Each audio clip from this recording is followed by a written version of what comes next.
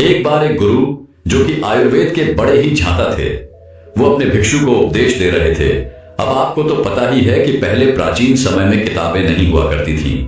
गुरु अपने सभी शिष्यों को बिना किताबों के ही ज्ञान दिया करते थे और वो ज्ञान आज हमें किताबों में भी नहीं मिलता है।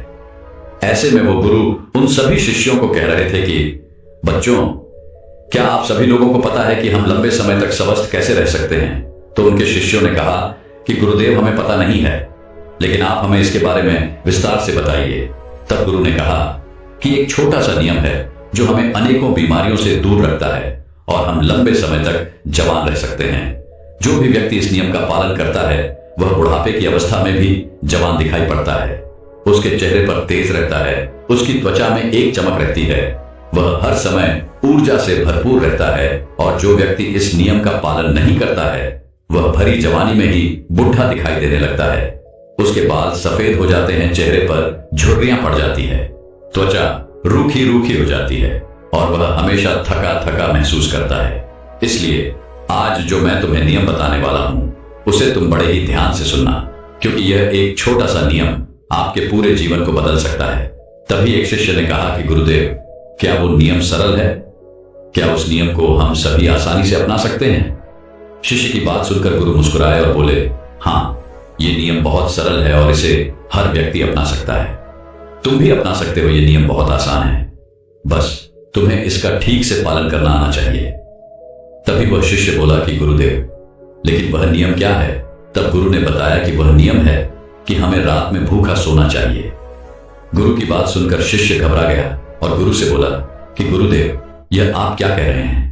भूखा सोना है, मुझसे तो इस नियम का पालन नहीं होगा गुरु, क्योंकि देखो, मैं तो भूखा नहीं सो सकता हूं। शिष्य की बात सुनकर गुरु फिर मुस्कुराए और बोले, पहले तुम मेरी पूरी बात तो सुनो। तुम इस पूरे नियम के बारे में तो समझो। मैं तुम्हें यह थोड़ी कह रहा हूं कि तुम सुबह भोजन करो और इसके बाद भोजन ही ना करो और रात को भूखे सोने जाओ। फिर गुरु ने सभी शिष्यों से कहा, अब आप सभी लोग मेरी बात को ध्यान से सुनो। और फिर गुरु ने बताना शुरू किया कि अब तक आपने अपने जीवन शैली में जो भी बदलाव किए हैं, जिन नियमों का पालन किया है, उन सभी में से जो आज का नियम है वह महत्वपूर्ण है। यह आपको बहुत अधिक लाभ देगा। यह नियम कोई कठिन नियम नहीं है, आप सरलता से इसका पालन कर सकते हैं। इसके लिए सबसे पहले आपको इस बारे में पता होना चाहिए कि हमारे शरीर में एक प्राण शक्ति होती है जो हमारे सभी कार्यों को संपादित करती है। जैसे कि जब हम भोजन करते हैं तो वो प्राण शक्ति हमारे भोजन को पचाने में लग जाती है। हम कोई दिमाग का कार्य कर रहे होते हैं तो उस समय वो प्राण शक्ति उस दिमागी कार्य को ठीक तरीके से संचालित करने में लग जाती है। जब हम दौड़ रहे होते हैं तो दौड़ते समय भी हमारी जो प्राण शक्ति है वो कार्य करती है। वो प्राण शक्ति हमारे शरीर के हर कार्य को संपादित करती है। लेकिन यहां पर एक बात समझने वाली यह है कि प्राण शक्ति केवल एक समय में एक ही कार्य कर सकती है। अगर आप भोजन करते हैं और भोजन करने के तुरंत बाद अगर आप कुछ गहरी सोच में पड़ जाते हैं तो आपके पाचन तंत्र पर इसका प्रभाव पड़ेगा, क्योंकि जो प्राण शक्ति है वो पूरे तरीके से पाचन पर लग ही नहीं पाती है। उसे तो आपने बांट दिया है। प्राण शक्ति का काम था कि जो भोजन आपने खाया है वो उसको पचाए, लेकिन आप तो गहरी सोच में डूब गए और प्राण शक्ति को एक नया काम मिल गया। अगर आप भोजन करने के बाद कोई शारीरिक परिश्रम करना शुरू कर देते हैं या फिर तेज तेज चलना शुरू कर देते हैं तो यह भी ठीक नहीं है, क्योंकि प्राण शक्ति जो पूरी तरह से पाचन पर लगती थी वो अब आपके तेज चलने पर खर्च हो रही है।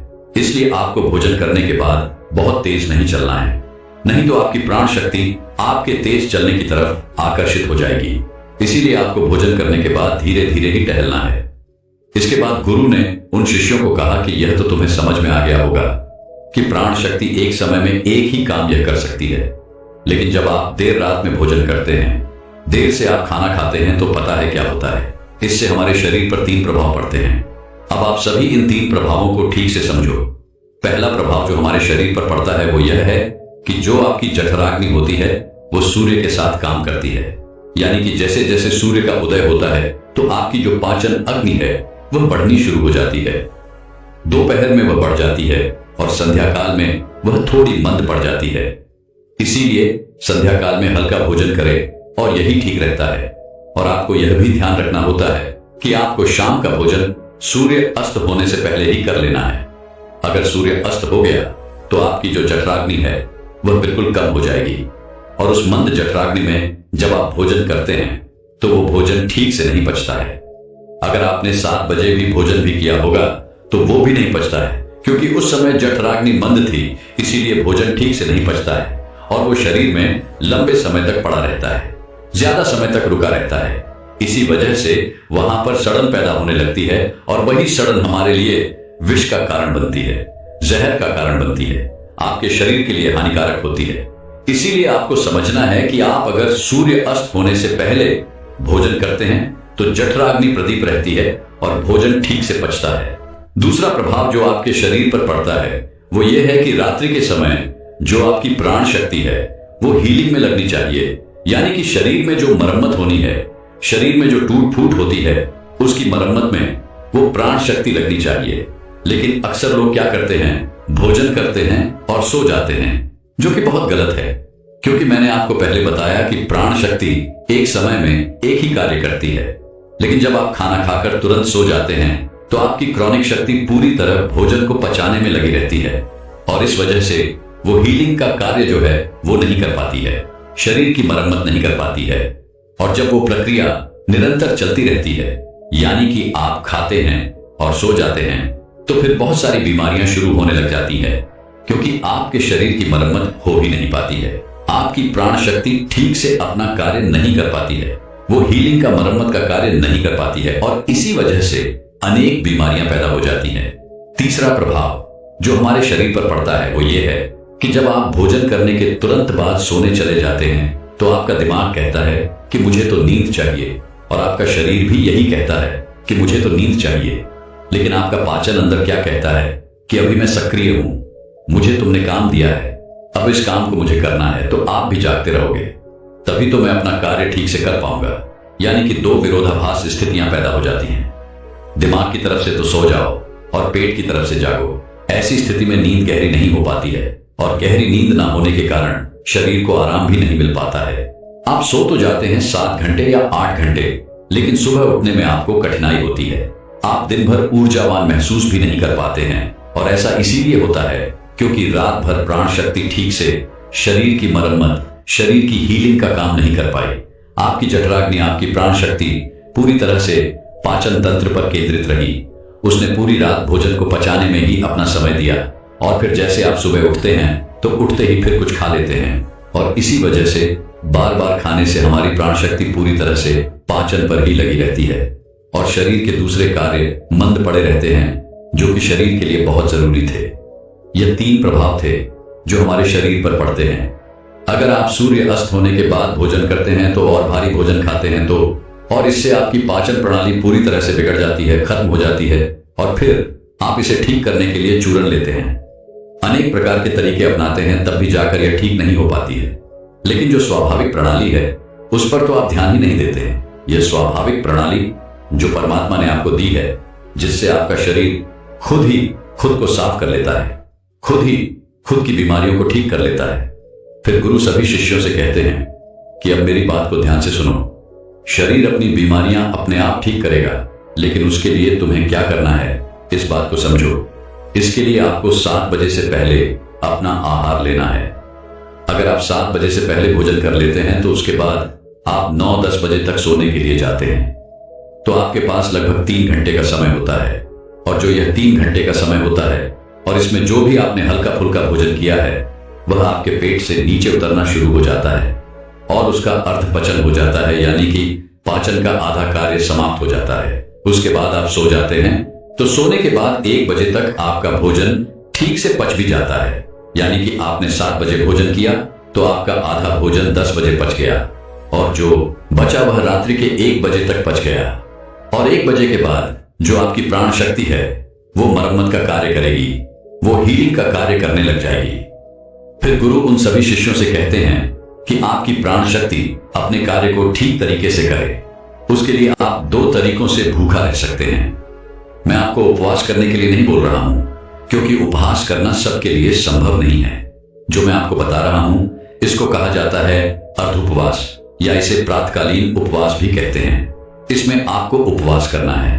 वह उपवास आपको 16 घंटे का करना होता है और इसकी शुरुआत आप ऐसे कर सकते हैं कि आपने शाम को जो भोजन किया था 7 बजे, उसके बाद अगले दिन आप 7 बजे ही भोजन करें। क्योंकि जब आप 7 बजे भोजन कर लेते हैं तो वह भोजन आपका रात्रि में 1 बजे तक पच जाता है। उसके बाद आपके शरीर के पास लगभग 6 घंटे होते हैं और इस 6 घंटे में प्राण शक्ति शरीर की मरम्मत का कार्य करती है। आप शाम को 7 बजे भोजन करें और उसके बाद सुबह 7 बजे भोजन करें और यह नियम हर कोई अपना सकता है। यह बिल्कुल सरल है, लेकिन अगर आप रात को 8, 9 या फिर 10 बजे भोजन खाते हैं तो आप अपने इस नियम को बदले और 7 बजे भोजन शुरू करें, क्योंकि यह छोटा सा नियम आपके जीवन में बड़ा बदलाव करेगा। दूसरी सारी चीजें बाद में, पहले अपने शरीर के स्वाभाविक प्रणाली को ठीक करना है। अगर आपको इस नियम से और भी ज्यादा फायदा लेना है तो आप शाम को 7 बजे भोजन कीजिए और उसके बाद सुबह 11 बजे भोजन करिए। अगर आप 7 से 11 बजे भोजन करते हैं तो आपके शरीर के पास 16 घंटे होते हैं जिसमें वह भोजन का पाचन भी करेगा और उस भोजन को पचाने के बाद वो रिपेयरिंग का काम करना भी शुरू कर देगा। इस प्रकार से जब आप अपने शरीर को आराम देते हैं, पाचन तंत्र को रिलैक्स होने देते हैं, प्राण शक्ति को अपना कार्य करने देते हैं, तो ये प्राण शक्ति आपके पूरे शरीर को प्रभावित करेगी, पूरे सिस्टम को ठीक करेगी और आपको यह प्रभाव 15 से 20 दिन में दिखना शुरू हो जाएगा। अगर आपको कोई गंभीर बीमारी है तो वह ठीक होना शुरू हो जाएगी। अगर आपकी त्वचा खराब है तो वह भी ठीक होने लगेगी। आपकी त्वचा ग्लो करेगी। अगर आपके बाल बहुत ज्यादा झड़ते हैं तो आपके बाल भी मजबूत होंगे और अगर आपके बाल सफेद हो चुके हैं तो वह भी धीरे धीरे काले होना शुरू हो जाएंगे। अगर आप बहुत थका थका महसूस करते हैं तो आप ऊर्जावान महसूस करने लगेंगे। अगर आप वजन बढ़ाना भी चाहते हैं तो आपका वजन भी बढ़ेगा, लेकिन जो एक्स्ट्रा फैट होता है वह कम हो जाएगा, क्योंकि मोटापा अनेक बीमारियों को जन्म देता है। यह नियम आपके लिए हर प्रकार से उपयोगी है। तभी गुरु की बात सुनकर उनमें से एक शिष्य खड़ा हुआ और उनसे बोला कि गुरुदेव, मेरे मन में 2 प्रश्न उठ रहे हैं, कृपा करके आप उनका भी जवाब दीजिए। गुरु ने कहा कि पूछो बेटा, तुम्हारा क्या प्रश्न है? तब शिष्य ने कहा कि गुरुदेव, अगर हम शाम को 7 बजे भोजन करते हैं तो उसके बाद हम 10 बजे तक सोने जाते हैं, तो अगर हमें भूख लगे तो हम क्या करें? शिष्य की बात सुनकर गुरु ने कहा कि बेटा, इसके लिए तुम्हें सबसे पहले यह समझना होगा कि हमारे शरीर की प्रत्येक कोशिका का एक सिस्टम होता है। वह बाहर से कैलोरी लेती है जो हम भोजन खाते हैं, उससे वह ऊर्जा का निर्माण करती है और उसी से हमारा शरीर भी चलता है। लेकिन अगर कोशिकाओं को निरंतर बाहर से आहार मिलता रहता है तो उसी से वह निरंतर ऊर्जा बनाती रहती है। लेकिन जब आप कुछ समय तक भोजन नहीं करते हैं और बाहर से कोशिकाओं को ऊर्जा मिलना बंद हो जाती है, तो ऐसी स्थिति में कोशिकाएं अपने अंदर जो वेस्ट मटेरियल पड़ा रहता है उससे ही, चाहे वह गलत तरीके का प्रोटीन ही क्यों ना हो, कोई बैक्टीरिया ही क्यों ना पड़ा हुआ हो, वह उनका शोषण करके ऊर्जा का निर्माण करना शुरू कर देती है। इस स्थिति में कोशिकाओं की सफाई होना शुरू हो जाती है और इस प्रक्रिया को ऑटोफिजिक कहते हैं। और इस प्रक्रिया में यह होता है कि जो कोशिकाओं के अंदर एक संरचना होती है जिसे लाकोस्टोन कहा जाता है, लाकोस्टोन के अंदर कुछ एंजाइम होते हैं और यह एंजाइम जो वेस्ट मटेरियल कोशिका के अंदर है उसका पाचन करके उससे ऊर्जा का निर्माण करना शुरू कर देते हैं। यानी कि आपकी कोशिकाएं जब उसे बाहर से ऊर्जा नहीं मिलती है तो वह अपने अंदर के वेस्ट मटेरियल को इकट्ठा करके उसी से ऊर्जा बनाती है और इसी तरीके से हमारे शरीर की डिटॉक्स प्रणाली भी शुरू हो जाती है। ये डिटॉक्स प्रणाली जो है वह एक ही तरीके से शुरू हो सकती है और वह ये है कि जब आप कुछ समय तक आहार नहीं लेते हैं। दिन में पूर्ण उपवास करना लोगों के लिए संभव नहीं होता है, कठिन पड़ता है, लेकिन आप इस नियम में अधिकतर समय सो ही रहे होते हैं। तो अगर आप 16 घंटे का नियम अपनाते हैं, शाम को 7 बजे भोजन करके अगले दिन 7 बजे या फिर हो सके तो 11 बजे भोजन करते हैं, तो इससे भी आपको कोई कठिनाई नहीं होगी, क्योंकि इस समय भी आप अधिकतर समय सो ही रहे होते हैं और उसके बाद आप अपने सुबह के नियम और प्रक्रिया में लगे रहते हैं, जिससे समय निकल जाता है और आपको उपवास का एहसास नहीं होता है। फिर गुरु ने शिष्य से कहा कि बेटा, अगर आपको 7 बजे खाना खाने के बाद भी भूख लगती है तो आप उस समय नारियल पानी ले सकते हैं, क्योंकि यह आपकी डिटॉक्स प्रणाली में कोई बाधा नहीं बनता है। इसके साथ आप एक कार्य और कर सकते हैं जिससे कि आपकी भूख पर प्रभाव भी पड़ेगा और जो आपकी डिटॉक्स प्रणाली है वो भी बेहतर तरीके से काम करने लगेगी। इसके लिए आपको सोने से पहले त्रिफला का प्रयोग करना है। जब आप सोने जाएं तो उससे पहले आधा छोटा चम्मच या फिर एक छोटा चम्मच सामान्य जल के साथ इसे ले लें। जब हम त्रिफला चूर्ण लेकर सोते हैं तो इससे डिटॉक्स प्रणाली और भी बेहतर तरीके से काम करने लगती है। जिनका मल बहुत ज्यादा रुकता है उनके लिए यह वरदान है। इसके बाद वो गुरु मौन हो जाते हैं। एक बार एक गुरु एक नगर में स्वास्थ्य से जुड़ा उपदेश दे रहे थे कि आज मैं आप सभी को ऐसे 3 धीमे जहर यानी स्लो पॉइजन के विषय में बताने जा रहा हूं, जो आज के समय में लगभग सभी व्यक्ति उन चीजों को खा रहे हैं और वह चीजें अंदर ही अंदर व्यक्ति के शरीर को खराब करती जा रही है, नष्ट करती जा रही है। चाहे उसका पाचन तंत्र हो, इम्यूनिटी हो, उसकी आंखें हो, बाल हो, त्वचा हो, इन सभी चीजों को वह प्रभावित कर रही है। साथ ही साथ वह मानसिक स्तर पर भी व्यक्ति को चिंता तनाव की स्थिति में डालने का काम कर रही है। तो अगर आपको अनेक स्वास्थ्य संबंधी समस्याओं से बचना है तो आज के इस मार्गदर्शन को जरूर ध्यान से समझिए। आज मैं आपको यह भी बताऊंगा कि क्यों इन चीजों को छोड़ना चाहिए और साथ ही साथ हमारे शास्त्रों में क्या बताया गया है। इनके स्थान पर कौन सी ऐसी चीजें हैं जो आप प्रयोग कर सकते हैं और जिसका आपके शरीर पर कोई नुकसान नहीं होगा। इन चीजों को छोड़ने में आपको कठिनाई नहीं होगी, क्योंकि मैं इनका विकल्प भी आपको बताऊंगा कि इनको छोड़ना है तो दूसरी कौन सी चीजें हैं जिनको आपको प्रयोग करना है। फिर गुरु सभी से कहते हैं कि हमारे शरीर को संचालित होने के लिए ऊर्जा की आवश्यकता होती है और यह ऊर्जा हमें ग्लूकोज से प्राप्त होती है। ग्लूकोज हमारे शरीर के लिए अच्छा है, लेकिन यहां पर यह जानना बहुत जरूरी है कि किस माध्यम से हमें वह ग्लूकोज प्राप्त हो रहा है, कितनी मात्रा में हमें वह चाहिए और क्या उसकी गुणवत्ता है। कहीं उसमें केमिकल तो नहीं है। अगर उसमें अधिक केमिकल मिले हुए हैं तो वह हमारे शरीर को नुकसान पहुंचा रहे हैं, तो हमें उसका सेवन करना बंद कर देना चाहिए। फिर गुरु कहते हैं कि पहला जहर है चीनी। आपको पता नहीं है कि चीनी कितनी अधिक नुकसान पहुंचाने वाली चीज है। आप उसे खाते रहते हैं, बाजार में गए, मिठाइयां ले ली, बहुत सारी कोल्ड ड्रिंक आप पीते रहते हैं, बहुत सारे ऐसे खाद्य पदार्थ, एक पेस्ट्री आदि आप खाते रहते हैं। इनमें कितनी अधिक मात्रा में चीनी होती है, इसलिए आपको इनका सेवन बंद करना होगा, क्योंकि ये अंदर ही अंदर आपको बहुत नुकसान पहुंचा रही है। आपको आज पता नहीं चलेगा, लेकिन एक समय के बाद जब इनके दुष्प्रभाव दिखने शुरू होंगे तब आपको दिखेगा कि कितना नुकसान हमें हो गया। हमारे शास्त्रों में गुड़ का बहुत महत्व बताया गया है। गुड़ में बहुत सारे पोषक तत्व होते हैं, उससे आपके शरीर पर अच्छे प्रभाव पड़ते हैं।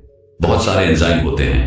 भोजन करने के बाद भी अगर आप थोड़ा गुड़ लेते हैं तो ये आपके पाचन तंत्र को दुरुस्त करता है, जो आपकी लार गुड़ के माध्यम से जाती है। वह भी पाचन को बहुत अच्छा करती है, मजबूत बनाती है और इसमें केमिकल की मात्रा बहुत कम होती है। और ऐसे गुड़ भी आपको प्राप्त हो जाएंगे जिसमें कोई केमिकल नहीं डाला जाता है। तो आपके लिए सबसे अच्छा क्या है? चीनी के स्थान पर पहली चीज जो आप प्रयोग कर सकते हैं वो है गुड़। दूसरे स्थान पर आप शक्कर का प्रयोग कर सकते हैं। शक्कर भी बिना मसाले वाली, गांव में कहा जाता है कि बिना मसाले वाली शक्कर हमें चाहिए, तो इस प्रकार की शक्कर अगर मिल जाती है तो वह भी आपके लिए अच्छी है। चीनी की तुलना में कैसी भी शक्कर हो, वह चीनी से 1000 गुना बेहतर है, तो शक्कर का प्रयोग आपको करना है। तीसरे स्थान पर आप खांड का प्रयोग कर सकते हैं। अब खांड में शक्कर से अधिक कुछ केमिकल, कुछ चीजें ऐसे डाली जाती हैं जिससे वह थोड़ा साफ दिखाई दे। जिस खांड का रंग थोड़ा काला रहता है वह ठीक समझी जाती है, तो आप खांड का प्रयोग कर सकते हैं। और अंत में चौथे स्थान पर जो चीनी है, उसमें अनेक प्रकार के हानिकारक केमिकल डाले जाते हैं। अनेक तरीकों से उसे प्रोसेस किया जाता है, जिसकी वजह से उसमें कोई गुणवत्ता नहीं रहती, उसमें कोई पोषक तत्व नहीं रहते, उसमें केवल कैलोरी रहती है। कैलोरी के अलावा उसमें से आपको कुछ भी नहीं मिलता है। और एकदम से जब आप चीनी खाते हैं तो आपके शरीर में जो शुगर का लेवल है वह बढ़ना शुरू हो जाता है।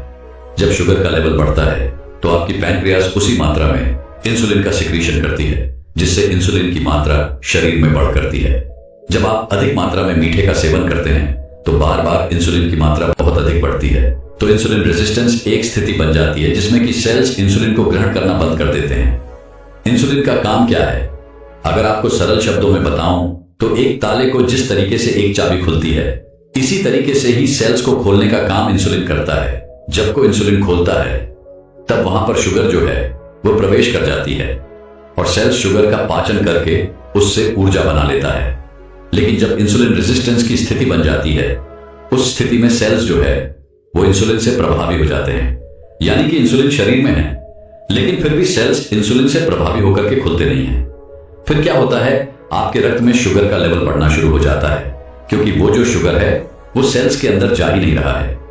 इस प्रकार की स्थिति जब बन जाती है तो ये बड़ी ही गंभीर स्थिति हो जाती है और ये डायबिटीज की तरफ आपको लेकर के जाती है। यूं तो फलों से भी आपको शुगर मिलती है, लेकिन वो एक सही तरीके से मिलती है।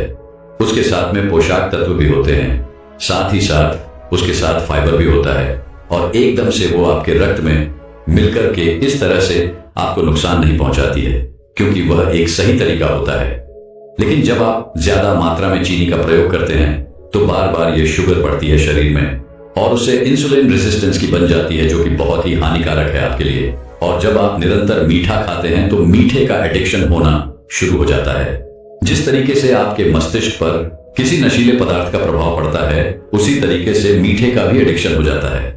जब आप कोई मीठी चीज खाते हैं तो आपका जो डोपामाइन हार्मोन है वो तुरंत ही बढ़ता है और आपको अच्छा अनुभव होता है, लेकिन वह कुछ समय के लिए ही बढ़ता है, फिर से वह वापस नीचे आ जाता है, फिर से आपको क्रेविंग होती है और फिर से आपका मीठा खाने का मन करता है। अगर आप मीठा नहीं खाते हैं तो आपको अच्छा नहीं लगता है, जिससे कि चिंता, तनाव की स्थिति, डिप्रेशन की स्थिति बढ़ने लगती है। और अगर व्यक्ति बार बार मीठा खाता है तो वह ओबेसिटी की स्थिति में चला जाता है, यानी कि यह एक मीठे का एडिक्शन आपको मानसिक रूप से भी बीमार कर रहा है और आपको मोटापे की तरफ भी लेकर के जा रहा है। और जब यह मोटापा बढ़ता है तो मधुमेह, हार्ट की समस्या जैसी कई बीमारियां आपके शरीर में होने लगती हैं। यहां तक कि ओबेसिटी का संबंध कैंसर से भी है। अगर आपका मोटापा बढ़ता जा रहा है तो इससे आपको कैंसर जैसी समस्याओं से भी सामना करना पड़ सकता है। जैसा कि मैंने आपको शुरुआत में ही कहा कि आपको चीनी का प्रयोग बिल्कुल बंद करना है। कोशिश करनी है कि धीरे धीरे आपको इसे छोड़ना है। आपको कोशिश करनी है कि 10 दिन, 15 दिन का एक नियम बनाना है कि मैं अब चीनी का बिल्कुल प्रयोग नहीं करूंगा, और उस समय पर आप गुड़ का प्रयोग, शक्कर का प्रयोग करके देखें। तो ऐसा अगर आप करते हैं तो आपको इसके बहुत अच्छे लाभ दिखेंगे और धीरे धीरे आपकी चीनी और उससे बनी चीजों की लत छूट जाएगी और आपको बहुत अच्छे स्वास्थ्य लाभ मिलेंगे। फिर गुरु दूसरे जहर के बारे में बात करते हुए बोलते हैं कि दूसरा जहर जो बहुत हानिकारक है वह है रिफाइंड ऑयल।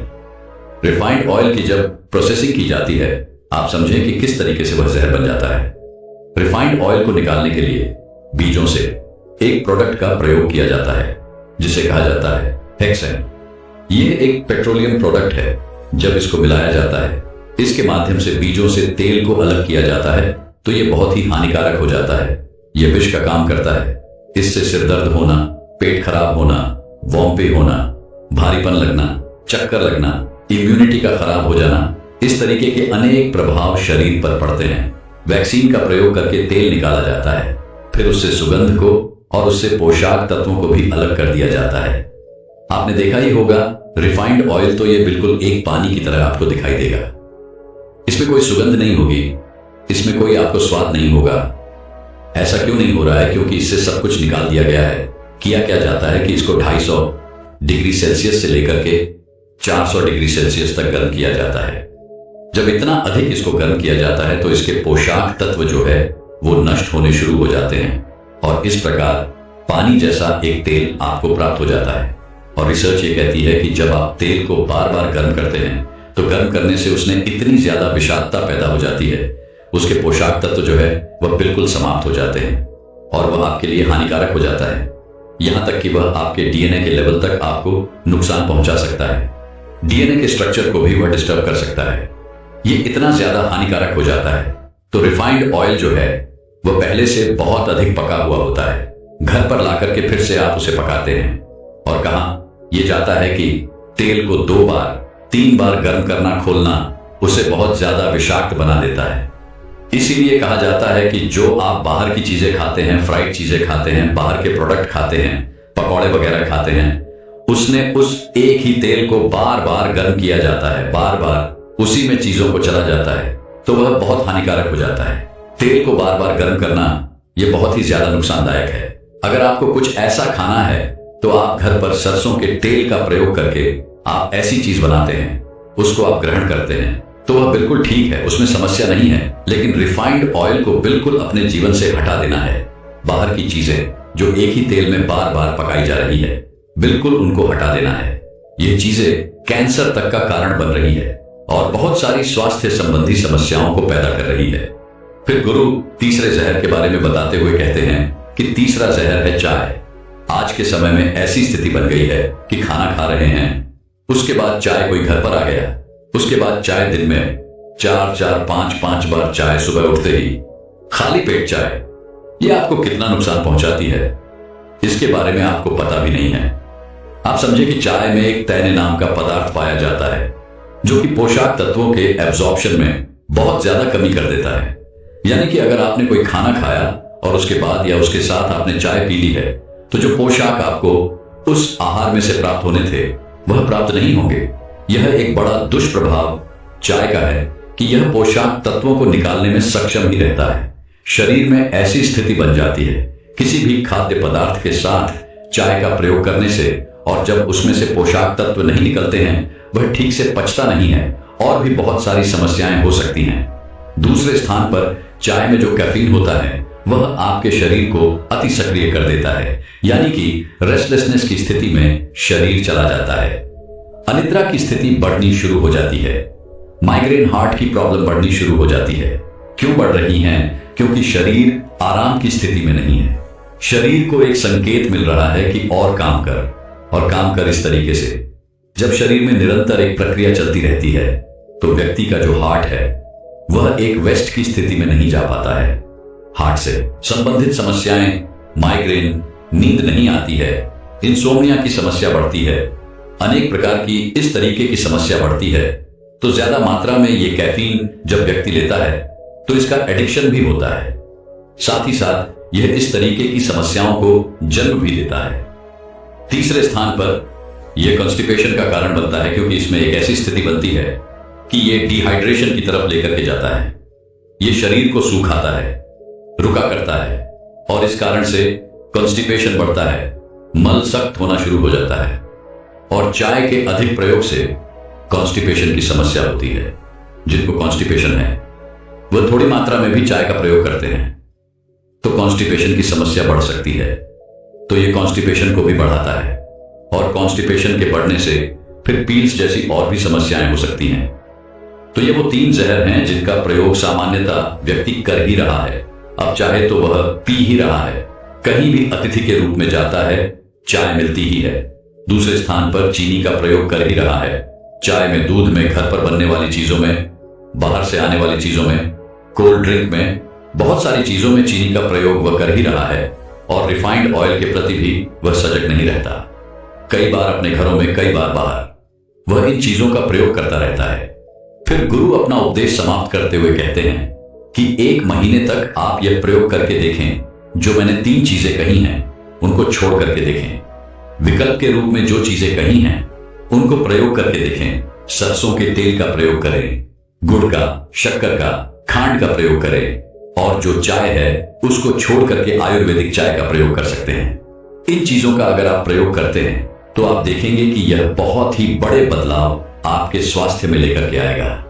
आप स्वस्थ रहे, मेरी यही कामना है। आप इन चीजों को समझें, बिल्कुल लापरवाही ना करें।